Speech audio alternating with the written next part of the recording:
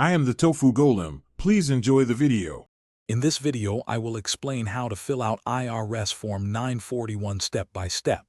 First, gather your business's essential information, including your legal name, trade name, and 9-digit employer identification number, or EIN.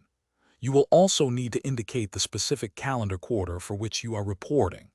Ensure your business address is current and correctly entered on the form. This foundational step sets the stage for accurate tax reporting. Next, we move to reporting wages and taxes. You'll need to state the total number of employees who received wages, tips, or other compensation during the quarter. Then, accurately list the total amount of all taxable wages, tips, and other compensation paid. Crucially, calculate and enter the total federal income tax that was withheld from your employees' paychecks. This section forms the core of your payroll tax obligations.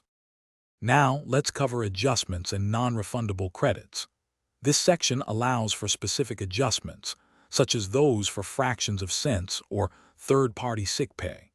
Importantly, you will report any non-refundable credits for qualified sick and family leave wages paid. These credits directly reduce your total tax liability, so ensure all applicable amounts are correctly entered to maximize your benefits.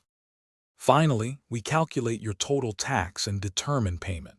Sum up all your tax liabilities and subtract any non-refundable credits to arrive at your total tax for the quarter.